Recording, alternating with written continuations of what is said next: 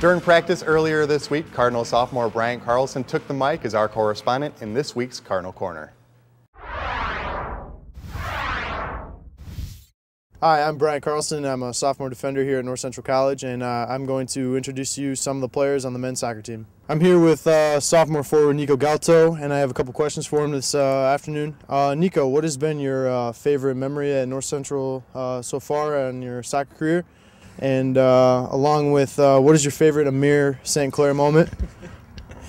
Favorite soccer memory is probably winning the Salvacaro tournament past 2 years.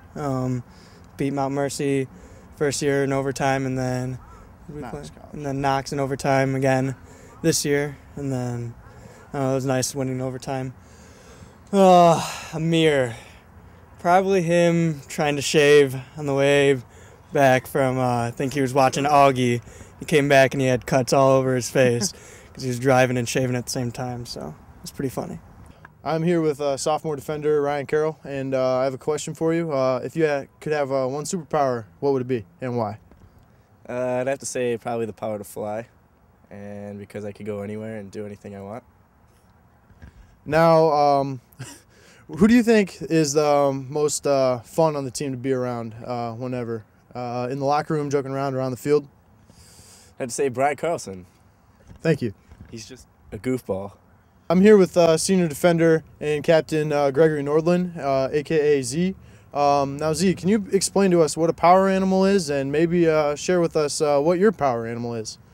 Well, one day you decided to give us all power animals at practice, and you gave me a wild donkey. Now, Z, you've been captain here for 2 years, and what's your favorite memory of NCC soccer this over your 4-year career? Wow, 4 years, long time. Just all the memories together. One special one last year, we played kickball. I had this huge ball, and Nico, all the way up in there, caught it like this and almost fell to the ground. Everyone just dropped to the ground laughing. All right, I'm here with freshman defender Mike Torick. I have a question. Soccer's been your only sport, I understand, and you have a reputation of hitting people on the soccer field, and football might have been a better choice. So why soccer? I chose soccer because I just don't like to stay on the sidelines and just sit around for in between plays. I mean, soccer, you get to hit people constantly. They come at you and bam, they're gone. Now, I understand that we kind of made a joke out of the Fantasy Factory's power animal, and can you please share with us what your power animal is? My power animal would be the horse. And why? It's horsepower, baby. Thanks for hanging out with us today. Be sure to catch us on our last home game, October 31st against North Park, as we round up conference play. Thanks.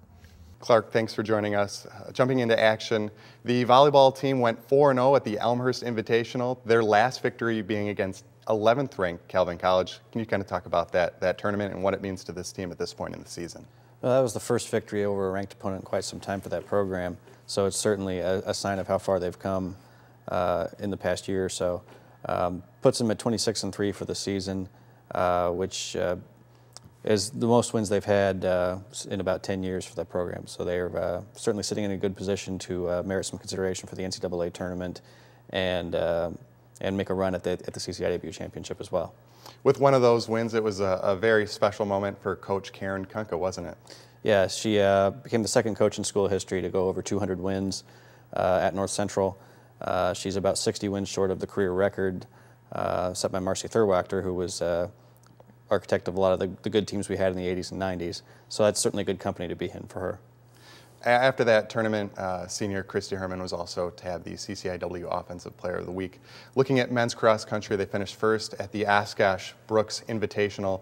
7 of their runners finished in the top 10. All of their runners finished in the top 10. What is that team looking to do from here on out? It was an amazing performance at the Invitational, to go into an Invitational with 35 teams in it, many of which are your competition at the regional level or national level, and to post a score like that certainly stamps them as a favorite on the national scene. That pretty much caps off the regular season for them. They won't compete again until the conference championship, so they won both the conference and regional meets pretty handily last season. So their focus remains on the national championships in November. So you're saying that there's a great possibility that this team or their top runners on the team could finish first in every meet this season? They will be right in the thick of it there to win everything. Right. Now looking over at women's soccer, with a 2-1 victory over Carthage College, that brings their mark up to 9-5. The most wins that they've had in quite some time. Also the best overall record that they've had in just as much time. Yeah, it was a significant victory in a lot of ways. It gives us multiple conference victories in a season for the first time in quite some time. It also assures them of a winning season for the first time in the program's history since they started playing back in 1994. So certainly the season has gone very well for that program. They have 2 conference games left, 1 non-conference game left. How possible is it for this team to set the school record for wins?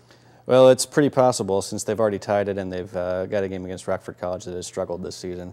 The conference games are obviously the more focused efforts at this point. Both of them are pretty good teams. They're going to have to play well defensively in both contests to win.